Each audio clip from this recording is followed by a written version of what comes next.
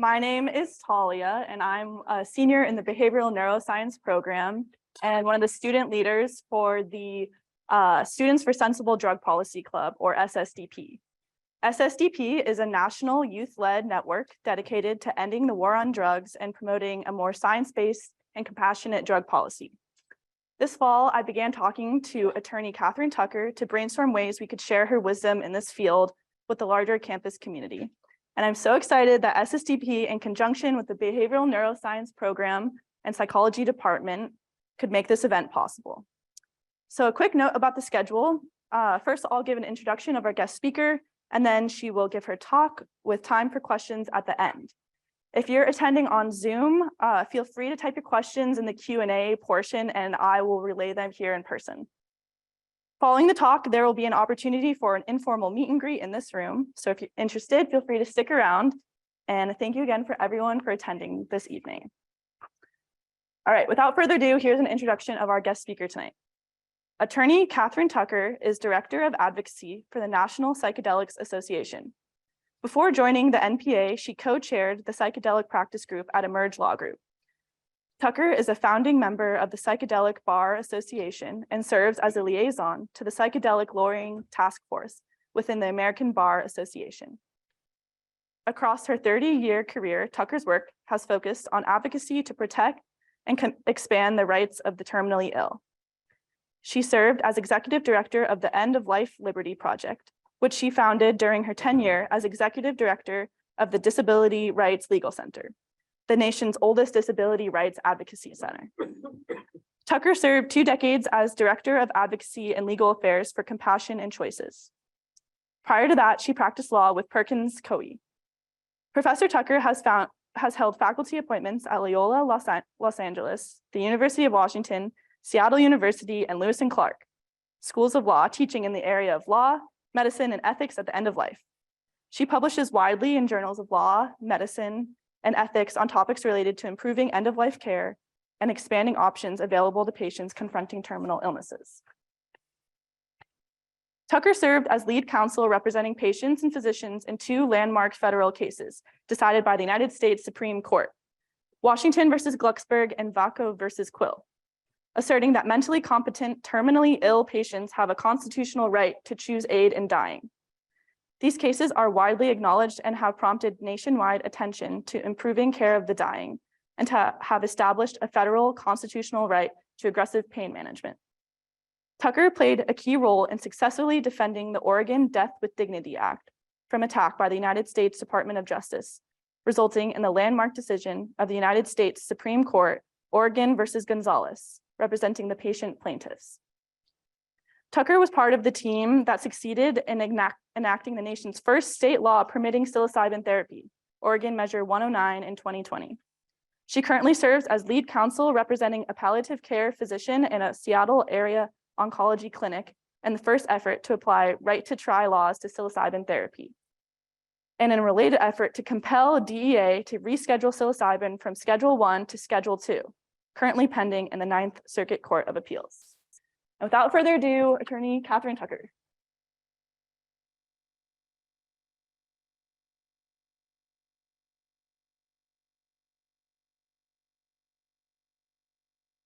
Okay. Hello, everyone. I'm getting over a ridiculous respiratory thing, so I hope I won't lose my voice. Great to be with you. I love to know how many of you are undergrad students.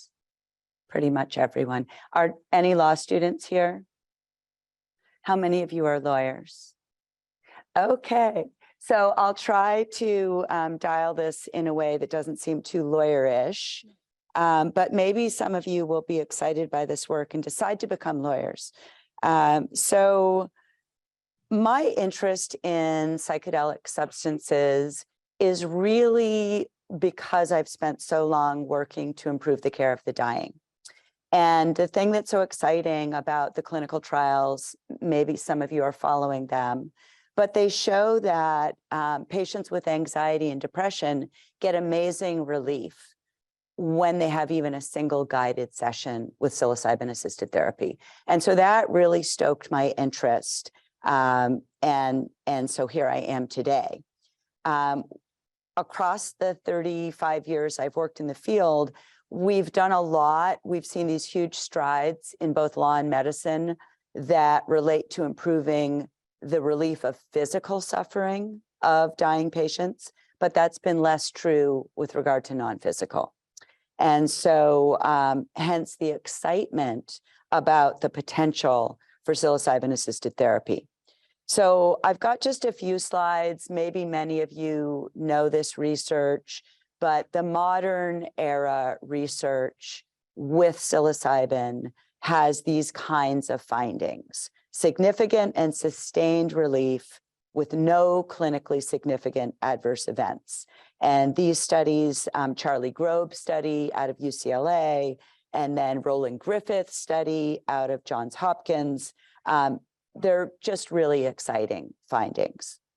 And this is a similar set of findings out of NYU, even more recently. These are really compelling findings.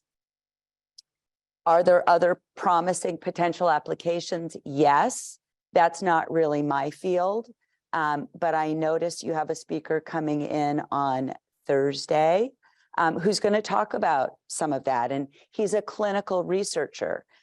So that should be a really interesting talk. And I think he's going to be focusing on substance use disorder.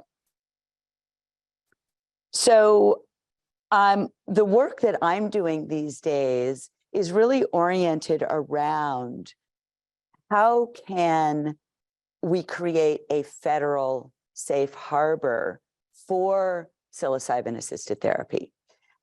Because as you may know, psilocybin, like all of the other psychedelic substances, sits on Schedule 1 of the Federal Controlled Substances Act, which means prohibition, danger, warning, no access outside of research. And as it was mentioned in that very long, hopefully you didn't nod off to sleep in that long introduction, but I did work on the effort in the state of Oregon to pass the Psilocybin Services Act. How many people know about that? Okay, first state in the country to pass a state law permitting use of that substance. It was a lot of work to pass it. It was passed in 2020, the fall of 2020, by initiative. So it was direct democracy, voters at the ballot box, not legislators. The citizens of Oregon voted that into law. And then came a 2-year period where the Oregon Health Authority developed regulations. How is this law going to be implemented? And so those 2 years are now over. And as of January 1, the Oregon Psilocybin Services Act, all the regulations are adopted. It's ready to be implemented. There's tremendous excitement about implementation, and yet there's a federal prohibition. So as a lawyer, that's concerning because you could be in jail for 20 years. All kinds of other penalties could attach. And so I've been casting about for how can we create a federal safe harbor. And there are really kind of 3 ways that I'm going to talk about tonight. One falls under the umbrella that lawyers use the term cooperative federalism, which basically means when a state makes something legal, the federal government might decide to respect that and not enforce federal law. Then there's the possibility of using state and federal right to try statutes. Show of hands if anyone has ever heard of one of those. Right to try. No. Okay, so there'll be a little primer on that. And then there'll be a little bit of discussion about rescheduling. How many people know about the schedules? And how many people know about rescheduling substances? Marvea. So we'll talk a little bit about that. So onward. So Oregon passed its law. You may have paid attention and noticed that Colorado passed a somewhat similar law just this last election. And you may have noticed that our own state of Washington has a law that's now been introduced by this group of bold and brave legislators. So that would be a state legislative enactment as opposed to an initiative. And the big question is, will the feds refrain? And I think in Oregon, there has been an assumption that the feds will refrain. And I know some of you are here with the Students for Sensible Drug Policy, who have been really involved and interested in the question about cannabis. And some of you may know the very long and tortured history of cannabis regulation, where there's a federal prohibition, and yet states have gone forward and made it legal. And so I think that what evolved in the cannabis arena of the feds eventually adopting a non-enforcement policy is just going to replicate itself in the psilocybin arena. And yet we don't know that that will happen. And one of the things that causes me sleepless night is what we've seen unfold with the crack house statute and the safe injection sites. How many of you are following that? Show of hands. Okay, so as you know, the problem sweeping the nation with the opioid overdose epidemic has catalyzed interest in a public health response. Can we reduce the number of opioid overdoses by creating safe injection sites? And let's have these facilities where people who are going to use opioids and possibly put themselves at risk of overdose could do so in a setting where public health responders will be on the site and able to respond to a potential overdose and save lives. That's the notion of these so-called safe houses. And many people would say, and maybe show of hands here, do people think that's a good idea to have safe houses? So as much as you might love that idea, look what happened. There in Philadelphia, Safe House was going to open such a facility. And just before it did so, the federal government, through the United States Attorney, filed a lawsuit to enjoin that, to prevent the opening. And the lower court said, we're going to side with Safe House because we agree there's an important public health issue to be vindicated here. However, as happens in court proceedings, the side that lost filed an appeal. It went to the appellate court, the Third Circuit Court of Appeals, and the Third Circuit said, no, whatever we might think about a laudable public purpose, the duty of the DOJ and the US Attorney is to enforce federal law as it is written, and the law as written unlawful to make property available to others for this quoted purpose. And so that's the controlling law on the books. There was a petition for rehearing en banc, which was denied. There was a petition for Supreme Court review, denied. So this is the controlling law.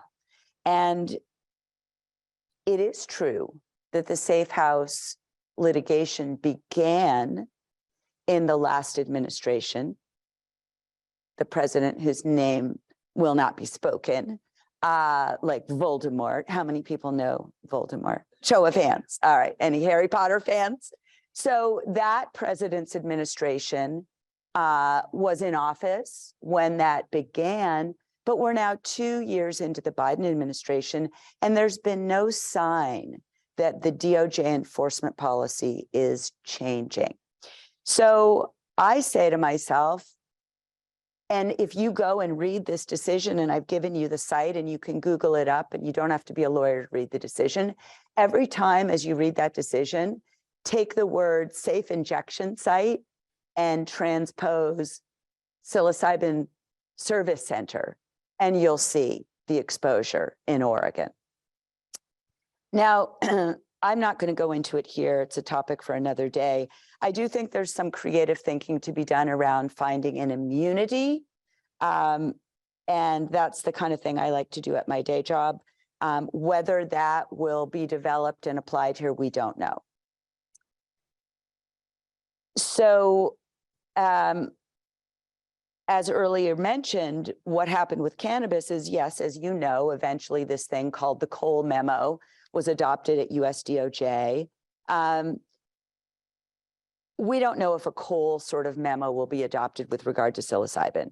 And the other thing to keep in mind is a DOJ memo is easily changed when the administration changes. And when Jeff Sessions became the US Attorney General, he immediately rescinded the Cole memo. So that's a bit of a problem. And one of the commentators who wrote a nice law review article that I'm fond of, I've given you the site for it, he's talking about the fact that the resource constraints that led to the DOJ deciding not to enforce in the cannabis arena are not present in the safe injection arena. And that's also true in the psilocybin arena, because there are not going to be that many service centers in the state of Oregon. It's going to be a handful. And it's not going to be hard for DOJ to take enforcement action against that small handful. So I think there's a real reason to be concerned.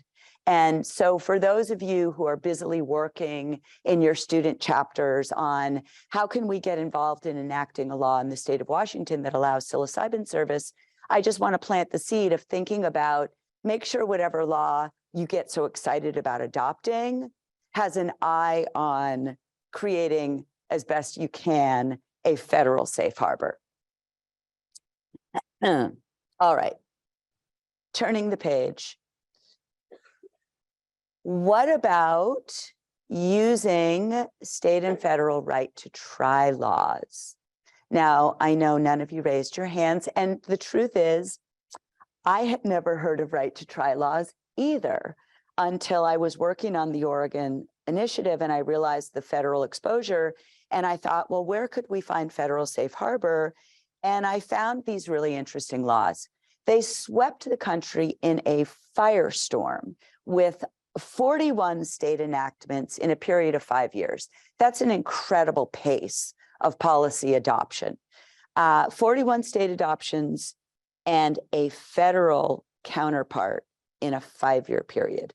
What are these laws? They basically say, look, dying patients don't have the time to wait for the long, slow process of new drug approval to go slowly forward.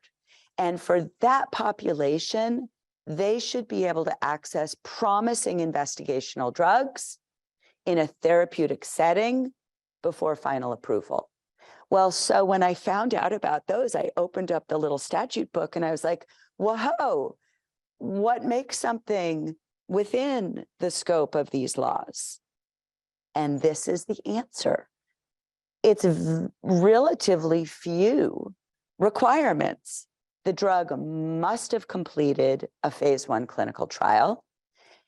It must not yet be licensed, and it must remain under investigation. So I put the little check marks because that's true of psilocybin. It's also true of MDMA, which is another psychedelic drug.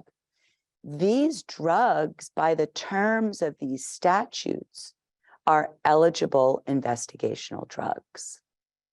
That's very exciting. Are Schedule I drugs within the ambit of right to try laws? I asked myself, and I found out that some states, when they adopted their right to try laws, said no, and they did a carve out. Missouri. Is anyone here from Missouri? The show me state? No, that's good. In Missouri, those legislators in their wisdom decided to carve out Schedule I substances. And this is what a carve out looks like. So for all of the states that don't have a carve out, it's quite reasonable to say when a legislature wants to carve out, they know how to do it. Here's an example. And compared to the Washington statute, there is none. I'm going to come back to talk about a piece of federal legislation called the Right to Try Clarification Act, which was stimulated by some of the work I'm going to talk about, because the federal statute doesn't have a carve out either. And I'll talk about that a bit later. Okay. So for those of you who think you might want to become lawyers, one of the fun things that lawyers can sometimes do is develop an advocacy vehicle to advance where they're trying to go. So there are a lot of clinicians who want to see psilocybin available for therapeutic use with their patients. Dr. Sunil Agarwal, who's based in Seattle, he has a clinic there called the Advanced Integrative Medical Science Institute, the AIMS Institute, and he treats dying patients, and a lot of them have anxiety and depression that cannot be relieved with conventional therapy. And so Dr. Agarwal and the AIMS Institute want to be able to provide that therapeutically.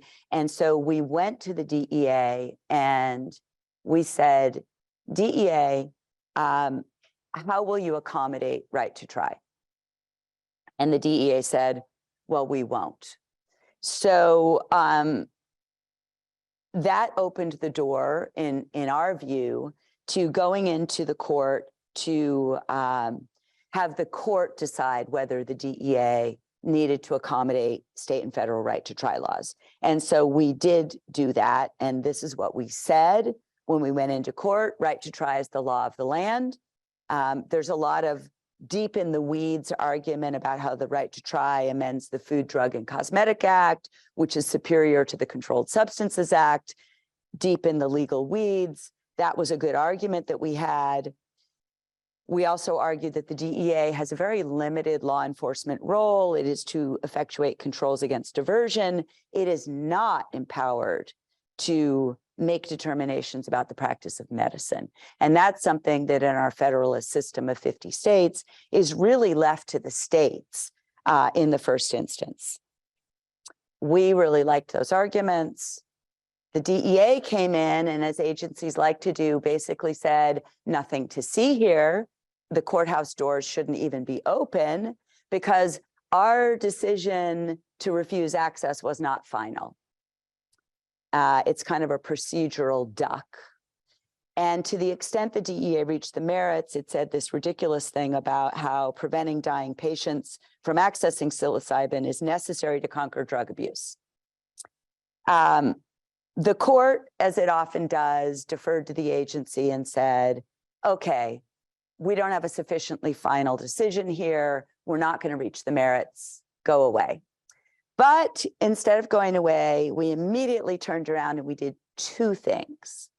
We went back to the agency and said, give us a final answer so we can go back to court on those great arguments. And we did a separate thing. And we said, we filed a petition to reschedule. Take psilocybin off of Schedule I. It doesn't belong there. It probably never belonged there.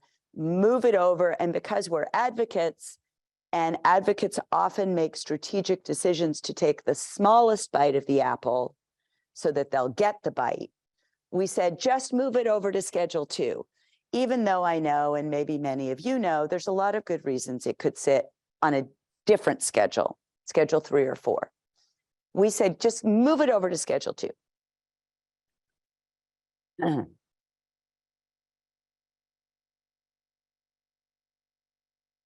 We extracted two answers from the DEA, which, by the way, is no small task in and of itself. So we're happy about that.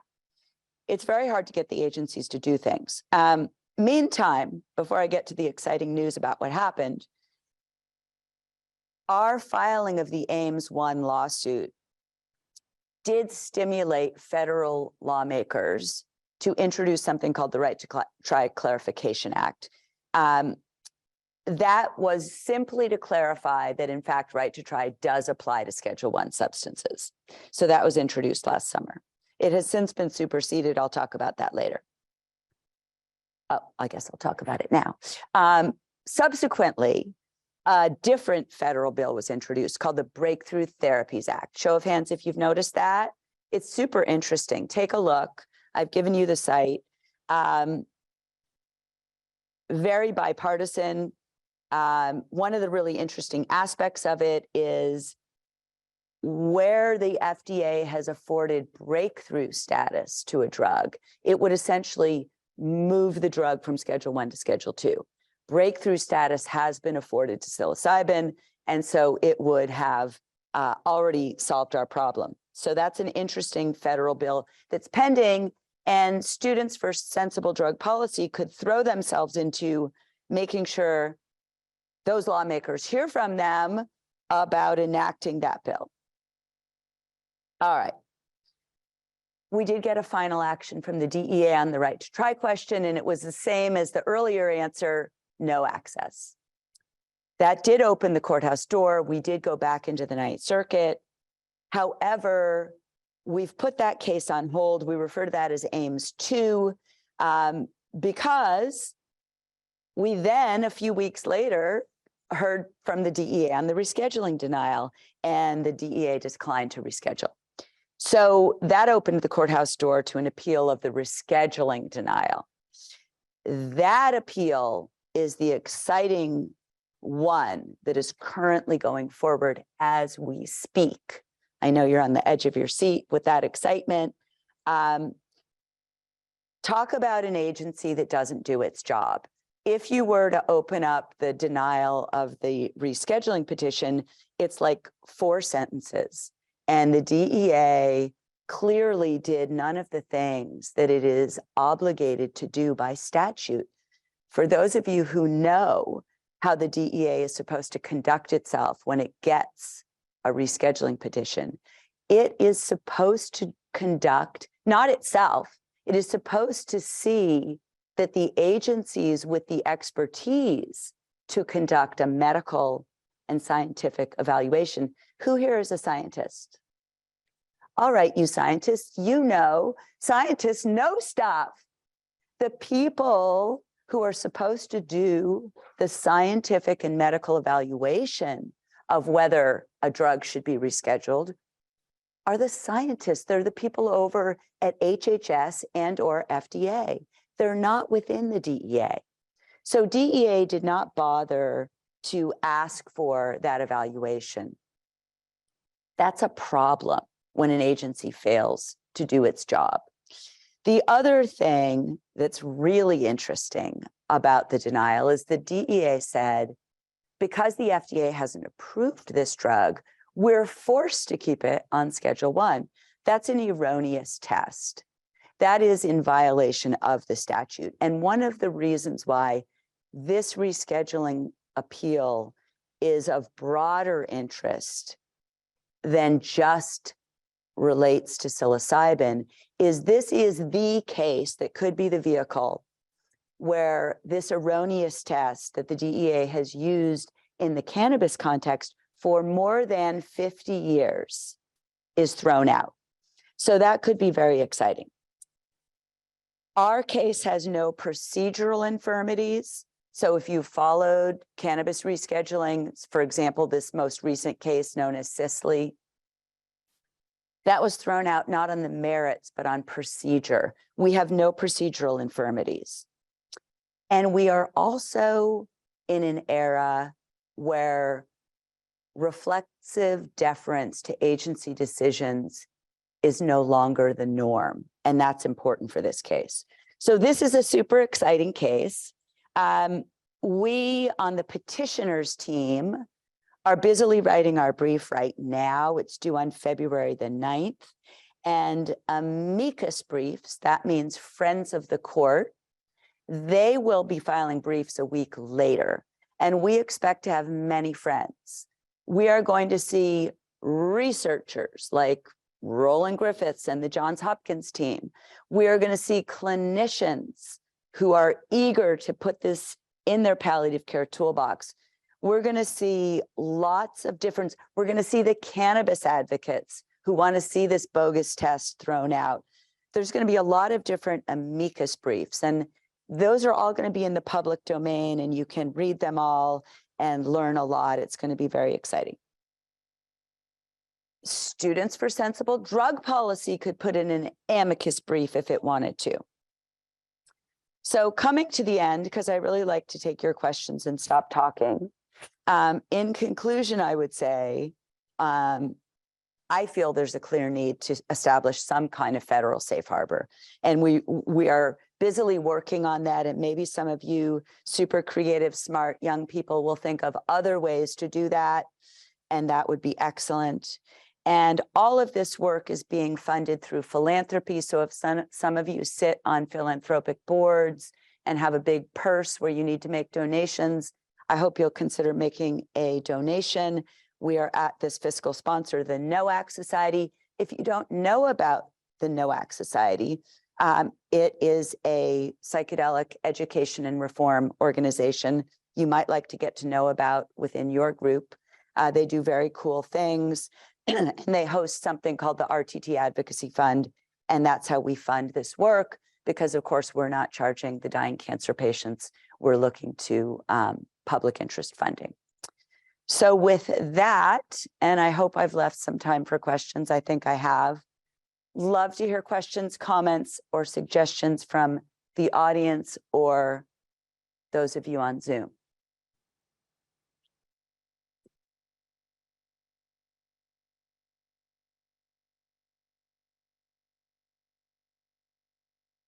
Don't be shy.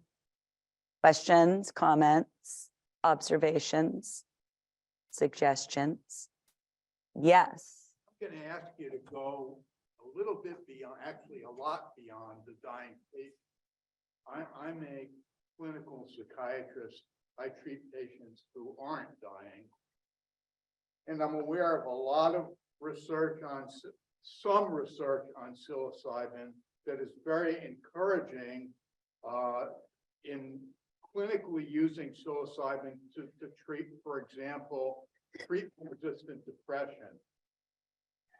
My concern is that as a clinician, there's not enough research for me to know how to use it. I don't know which patients to tell, look at this for yourself, and which not to. How can our country set up a situation that, given it's being Schedule 1, can allow research to be done to clarify psilocybin's use in other areas beyond people who have a terminal prognosis? Yes. So the question, in case everyone didn't hear it or the Zoom people didn't hear it, what about clinical application for people with depression who aren't dying patients? And yes, I mean, there is a huge mental health crisis in this country. There are a lot of clinical trials that are going on with the use of psilocybin for major depressive disorder. There's a great publication. I didn't include it in my slides, but there's my email. If you want to email me, I'm going to go back to my first slide. If any of you want to email me on follow-up stuff, there's my email. But Brain Futures did a great landscape overview of all the clinical trials of all the psychedelics that came out recently. And it's a really interesting compendium. So I would look at that if you want to understand, well, what are all the different clinical trials that have been done for these different populations? There are also some really great pieces of literature, and I think some of the amici, friend of the court briefs, are going to collect and discuss the burgeoning journal literature in journals of medicine about these applications. And a lot of them are publishing things that are essentially clinical practice guidelines. who are these efficacious for, and how do you deliver service? And those are really useful. And of course, I'm not a clinician. I've seen them out of the corner of my eye, but for someone like you, these clinical practice guidelines are gold. Now, the problem, of course, is even if you're totally educated on who might benefit and how to deliver service, the federal prohibition is and should be concerning. And so do you want to possibly be in jail for 20 years? Probably not. Do you want to, if you happen to be the kind of professional who holds a DEA registration, I don't know if you do, if you hold a DEA registration and you step out of line, that registration will be revoked. That is the end of your career. So it's very problematic. And this idea, what we've seen in Oregon is the emergence of a huge number of training programs for people like my new friend Talia, who's like, I might want to be a psychedelic assisted therapy facilitator. So now there's all these programs that you can enroll in, and they run the gamut from super expensive to more modest, and you can already start taking your training. But when you get your training, do you really want to be at risk of 20 years in jail? So it's a tough problem. One of the other things about moving off of Schedule 1 is it will dramatically change the ease and lower the expense of research on the substance. So that's another reason why we're excited about the rescheduling. So we're really hopeful that that will happen. And yet, lawsuits move a bit like glaciers.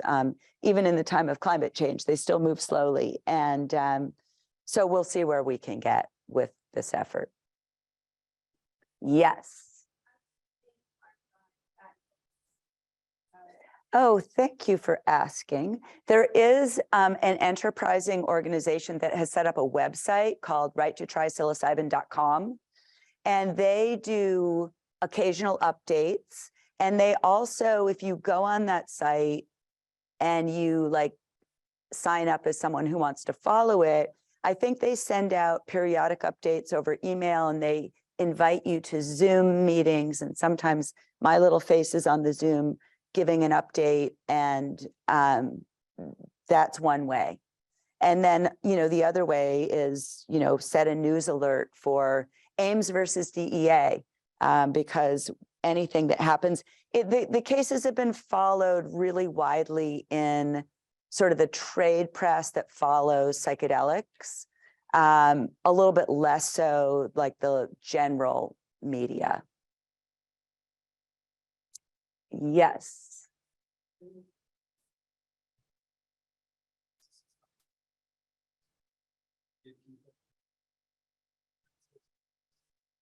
Oh, that is so not my jam.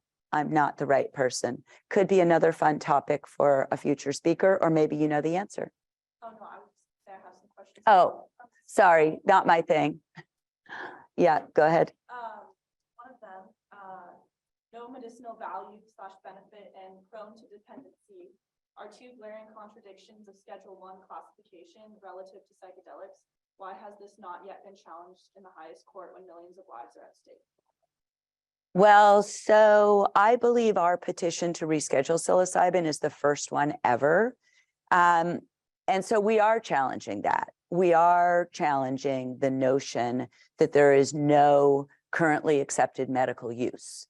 So that's happening in the context of this lawsuit. And will this lawsuit go to the highest court in the land? Well, one of the kind of fun things about suing federal agencies is you kind of if you know the game Chutes and Ladders, sometimes you get to make a quick jump.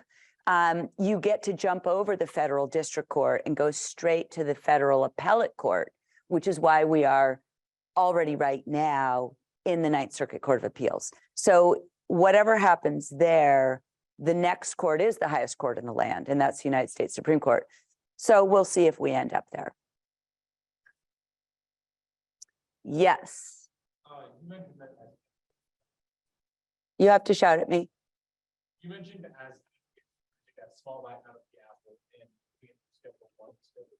Yeah. Do you see any like foreseeable future of like before? Yes.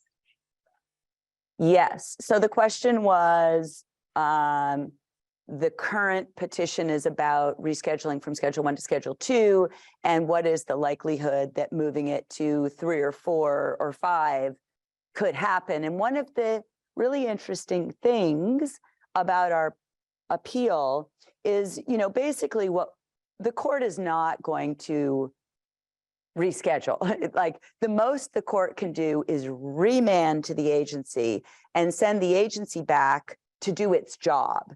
And what we hope that will involve is, if we succeed in getting the remand, that the agency will turn to the HHS and/or FDA for that medical and scientific evaluation, where the opinions of scientists will come into play. And of course, there's so much data now about the safety and efficacy and utility of this substance that we would expect that evaluation to prompt the agency to open a formal rulemaking. Now, when the formal rulemaking opens, everyone who's a stakeholder has the opportunity to give public comment. So I would certainly expect my dear friend Roland Griffiths from Johns Hopkins to be front and center in a rulemaking comment, and Tony Bosis from NYU, and Charlie Grove from UCLA, all these researchers who've dedicated the last 10 years of their lives or more to conducting these careful, rigorous clinical trials would have the chance to come in and submit evidence that favors rescheduling. And if you were to open our rescheduling petition, you would see that we attached the Johns Hopkins paper about the ridiculous placement of psilocybin on Schedule 1. And I think the paper calls for placement on either 3 or 4. And so all of that could come in. And the hope would be that at the conclusion of that public comment period, there would be a proper placement. And the proper placement way may not be Schedule 2. Yes. Yes. Does this book you're working on open the door for other psychedelics to be kind of dismantled in terms of Schedule 1 and Yeah, so the question is, does the case that I've been talking about, the Ames case, open the door for other substances? It certainly opens the door for MDMA, because MDMA is also susceptible of definition as an eligible investigational drug under right to try laws, which may very well account for why in both the Ames amici, Friends of the Court, and in support of the Breakthrough Therapies Act, we suddenly see all the veteran groups stepping up. Because as you may know, the veterans are particularly benefited by MDMA facilitated therapy for relief of debilitating PTSD. And as you might know, how many veterans in the room? One, and some on the Zoom. Thank you for your service. The veterans have been flying their peers to foreign countries to access this therapy. The people who served this country are being forced to leave the country they served to get this treatment to save them from suicide. Well, I'll tell you what the veterans say. That's morally reprehensible. So when veterans stand up and say things, politicians listen, and that's why the Breakthrough Therapies Act has so much support, is the veterans are driving it. And the veterans will be filing an amicus brief in the Ames case, and we're very grateful to hear their voices. Along those lines, there are a couple of questions on Zoom regarding what veterans can do to help decriminalize psilocybin. One of those being, if thousands of veterans wrote to the DEA, would it make a difference? So first, I want to put a pin in language because lawyers care a lot about words. Words matter. Decriminalize is a word that is different from legalize. There's a lot of excitement about decrim. And from Denver to Santa Cruz to Ann Arbor to Seattle, everybody has done a decrim thing. Decrim is not the same as legalizing. So pretty much everything I've talked about tonight has to do with legal protection and legal conduct. Decrim typically means that the potential for adverse law enforcement is reduced. It doesn't mean it's been made legal. I'm very focused on legalized. Now, coming back to your question, veterans want legal access. Yes, veterans' voices are super potent. There are so many veterans groups that are now really engaged on this issue. And I'm going to mention one of them because it's a big coalition of maybe 17 different veterans groups. And it's called the Veteran Mental Health Coalition, something close to that. I think if you Google Veteran Mental Health Coalition, you'll find it. They're all over the internet. They're all over LinkedIn, and they are pushing the Breakthrough Therapy Act, and they're pushing for success in this rescheduling effort. And joining any of those groups and sending any of those letters is very impactful. Yes. Citizen engagement, it matters. Would you recommend writing to the DA or to like Cory Booker? Or... So who is it good to contact? I mean, yes. If you're going to spend the time to write a letter, it should go to the DEA Administrator, Ann Milgram. It should go to Senators Booker and Paul, who are the co-sponsors. It should go copy to your own senator, because remember, your federal elected wants your vote. Senator Patty Murray, she's the head of the Health Committee. She hasn't come out very boldly, dare I say. Shame on Senator Murray for not really stepping up. She's had a veteran affairs too. Shame on Senator Murray. Shame. So yes, copy your senator and your representative, and anyone can weigh in on that. Yes. Yes. Question about patenting like psilocybin and MDMA. Yes. And how that prevents like research teams and like individuals and like states from using the substances without having to pay for it. Yes. Is anyone here an IP specialist? No. Okay, good, because I'm not either. So I'll tell you the little bit that I know, and that is this is its own simmering, boiling pot. I'll repeat the question. The question had to do with intellectual property and patenting of these compounds. It's its own boiling controversy because we have seen behavior from certain players at either end of the spectrum.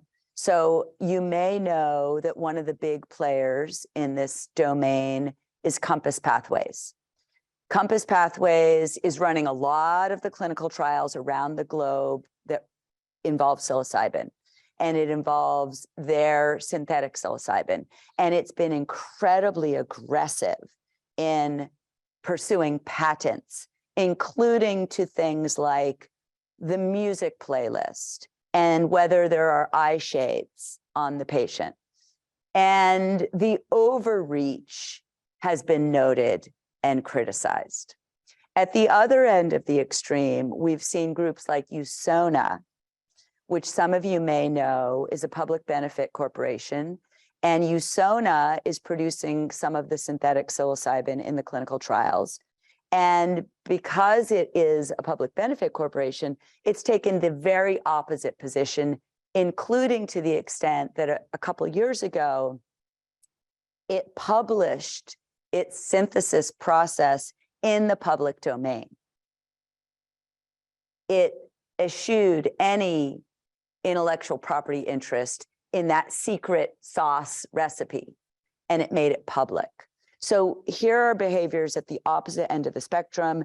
It's a super hot topic.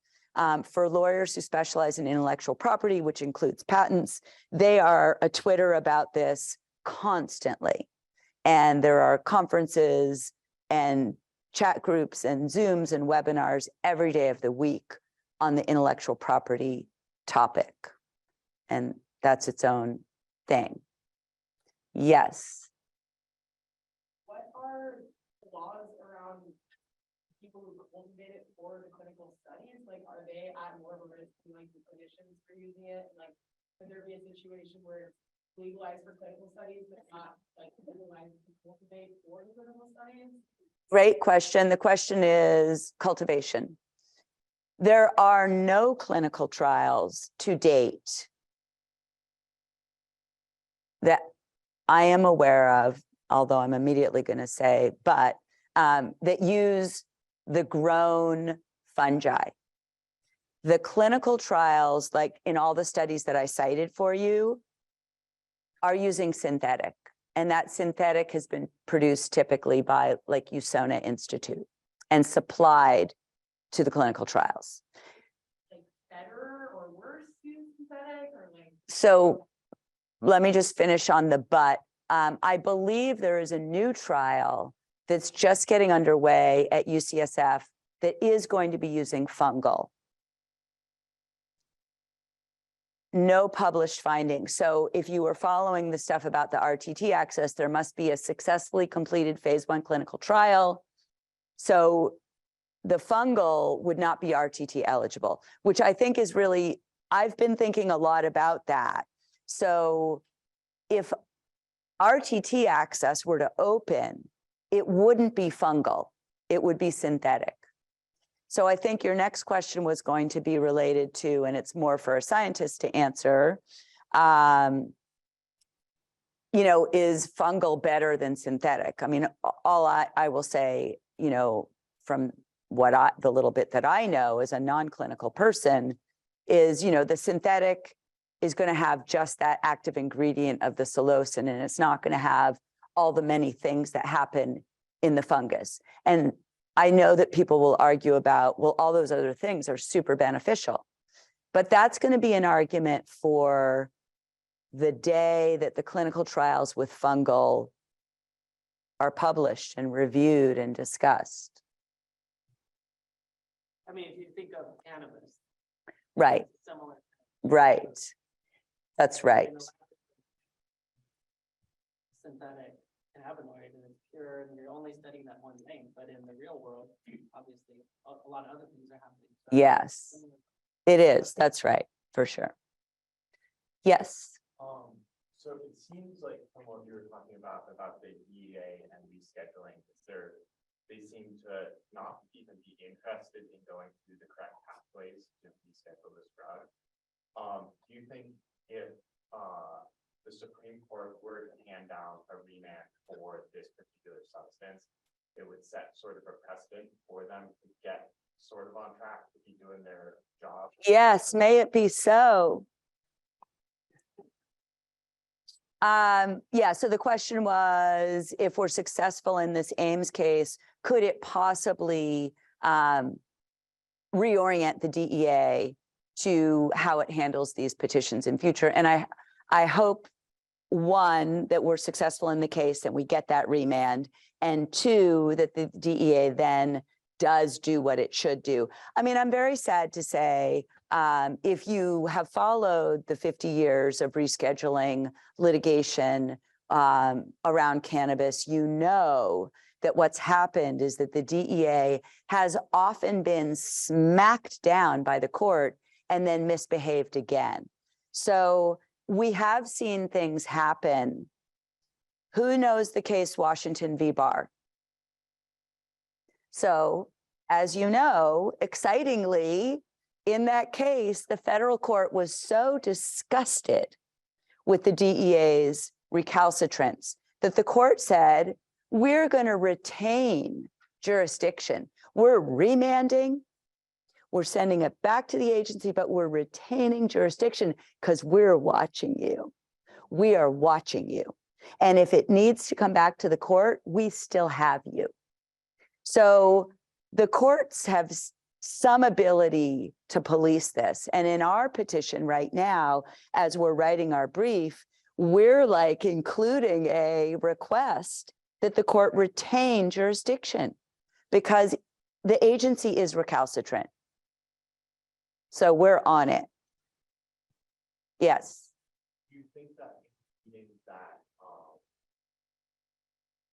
the request for them to retain some of the jurisdiction could make it less likely for it to go to the court, though? Well, you know, the court would only retain jurisdiction if it did the remand. And if it does the remand and the agency behaves properly, then there's no need to go back to court. So it's not a requirement, it's a request. Yes, exactly. Yes.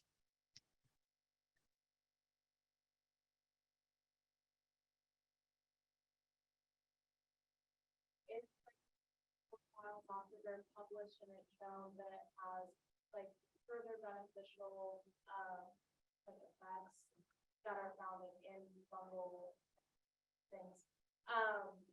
With the TPA, would that start kind of like a square one on the schedule? Like would it be placed where psilocybin is in place now and like you have to go through the cycle of that?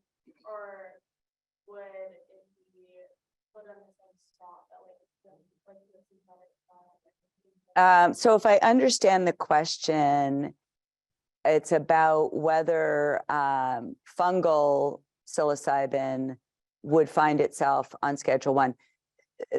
The thing that I think is a little bit confusing for people is that the psilocybin that's on Schedule 1 is like all psilocybin, fungal or synthetic. And if we're successful in this petition to move it over to Schedule 2, that would be moving all psilocybin to Schedule 2. And then the question of clinical trials around fungal would simply mean that research on fungal psilocybin would be less burdened on Schedule 2 than on Schedule 1. And that's a good point about recreational use. It is a Schedule 1. I mean, not that the DEA is flying around looking for people going yet, but technically, because you have stuff like that. I mean, it's like, there you go. We're about to close the Zoom, so I just want to Okay. ask a couple of questions while they're still here. One of them is just if you have prediction date for the potential rescheduling of psilocybin.